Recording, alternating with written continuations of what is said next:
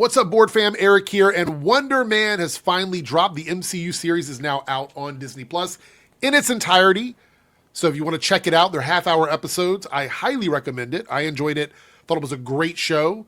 Definitely go over and show it some love. I don't know what's going to happen to this character in the future. We got Doomsday coming. We got Secret Wars coming. This character may vanish, and we never see them again. But this show is definitely worth the investment. It's a short watch, a short binge, and I think it's a very strong contender for probably maybe a top 3 MCU show. I can see the arguments for that. We're going to look at some of the online scoring for it, and then we're going to take a turn into the community that we all love to hate, and that is the grifty, chuddy space where they want brownie points, or at least one of them is asking for brownie points because they actually like something.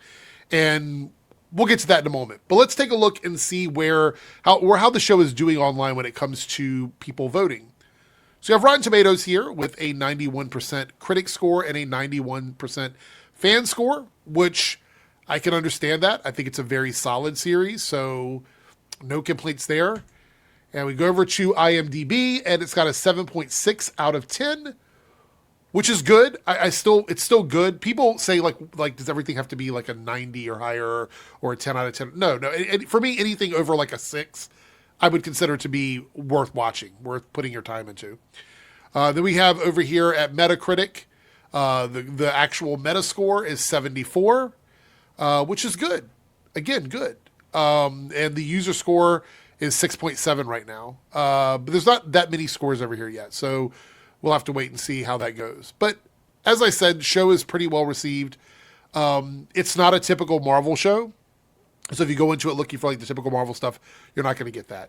However, we do have one of the guys from F&T. You might recognize this guy, Epic Mike here, who decided to jump on and go, that y'all hate everything crowd really shrivels up once we mention liking something that they would assume we hated. So let me break this down for anybody that might not understand what he's saying here, is we criticize these guys for disliking almost everything and that they are in the business of creating outrage content. That is the statement that myself, and I don't want to really speak for anybody else, but a vast majority of the people in my space, that's the stance we would take on this. And some people might even be more hardcore than me when it comes to this. I want to put it out there that I have never assumed that these guys actually hate everything they talk about. I never assumed that. I would actually say they probably like a lot of the things that they talk shit about because they make money from doing that.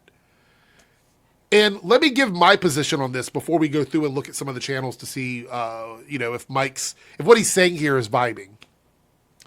I don't have an issue with people liking or disliking anything. I'm not the like police, the dislike police. That's not my role. I'm not going to twist anybody's arm.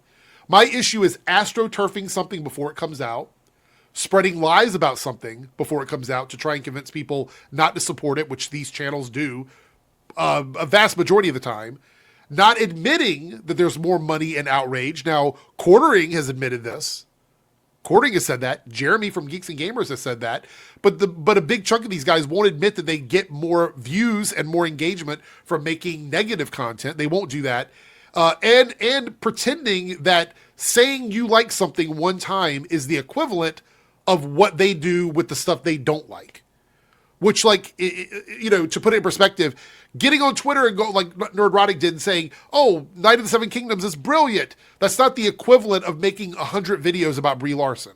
It's not the same. Those two things don't. And if you say they are, you're being intellectually dishonest. So I thought, let's go over and take a look at Epic Mike's YouTube just to see if he's made a video praising Wonderman. So we go over here and no, he hasn't actually made a video on his main channel in 6 months. Now I'm going to stick to the main channel because all of this side channel shit with these guys, I don't even really count it. Let me tell you why.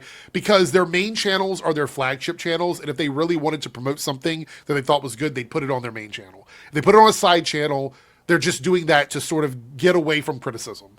Because a lot of their, like Critical Drinker 5 or something like that, like those, like channels like that, to me, I don't typically count them when we're talking about reviewing a mainline TV show or movie. That should be on your main channel in your main content.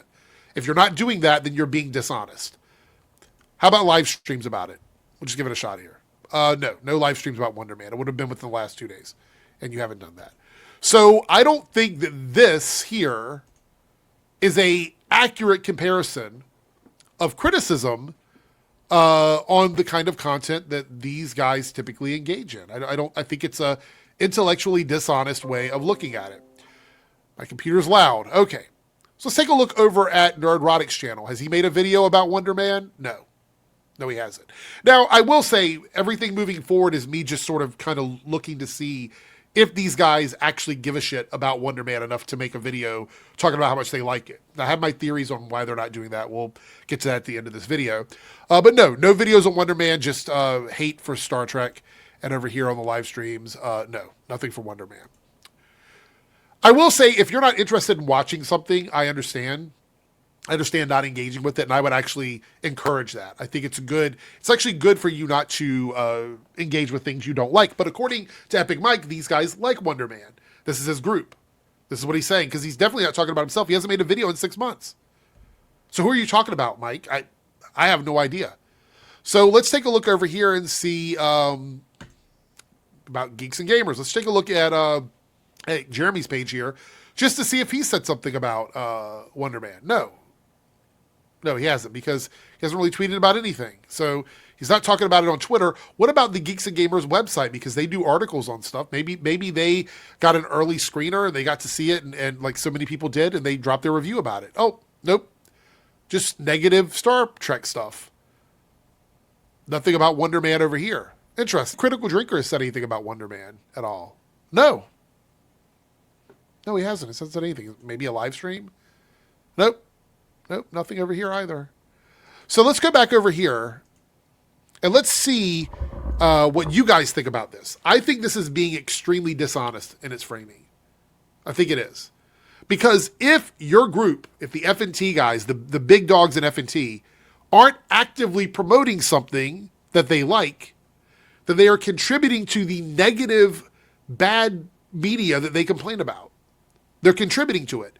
Because instead of watching it and talking about it and getting people excited about it to go out and support something that they think is good, then they are actively ignoring it and allowing it to just go away without any sort of fanfare whatsoever, and therefore perpetuating and continuing the cycle of media that they can complain about. This is the kind of stuff that I don't like.